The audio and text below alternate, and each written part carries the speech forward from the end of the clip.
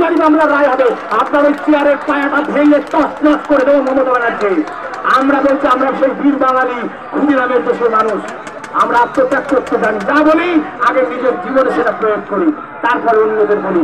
লড়াই হবে সম্মুখ সমরে, চোর শক্ত রেখে আপনারা এখানে বসুন, দাঁড়িয়ে থাকবেন না। বারবার বলা ভালো লাগে না, আপনারা প্রত্যেকে উচ্চশিক্ষিত, চাকরি হারিয়েছেন, বুদ্ধি তো হারাননি, লড়াই এগিয়ে যান, এইটুকুই বলবো। সবাই এগিয়ে আসুন। ব্যবসায়ী বন্ধুরা আমাদের ক্ষমা করবেন, ব্যবসায়ী মায়েরা বাবারা আমাদের ক্ষমা করবেন। চাকরি মমতা ব্যানার্জি আজকে আপনাদের একটা দিন দোকান বন্ধ করে আপনাদের পেটের খাবার কেড়ে নিল, আর আমাদের সন্তানের মুখে যে কি দেব, শিক্ষাকর্মীদের খাবার নেই, সন্তানদের মুখে কি তুলে দেবে জানা নেই।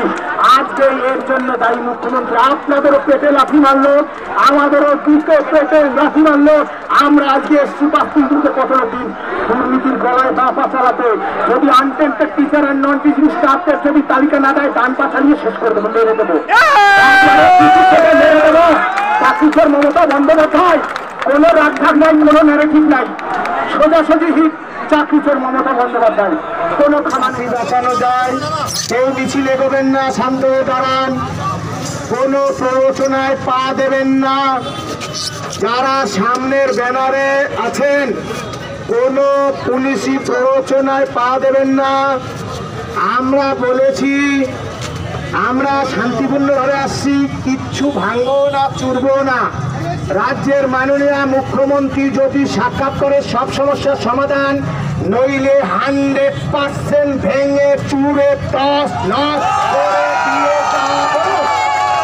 কিছু করার নেই। পুলিশ মন্ত্রী মমতা ব্যানার্জি, আমাদের প্রিয় মুখ্যমন্ত্রী, আপনি গুলি চালাবেন, আমরা বলছি সেই গুলি খাওয়ার জন্য আমরা তৈরি। আমরা পুলিশ প্রশাসন, মাননীয় এসিপি, মাননীয় ডিসিপি এবং সিপি স্যার, আপনারা এখানেই বসুন।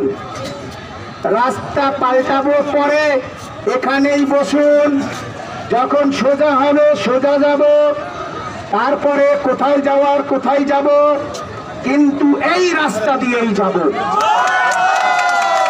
এই রাস্তা দিয়েই যাব। পুলিশ প্রশাসনের কথা মাননীয় এসিপি, মাননীয় ডিসিপি, মাননীয় সিপি স্যার 100% মানব। আপনি পুলিশ মন্ত্রী মমতা বন্দ্যোপাধ্যায়কে বলুন গুলি চালানোর অর্ডার দিতে, আর নইলে বলুন আমাদের সাথে আলোচনায় বসতে। কোনো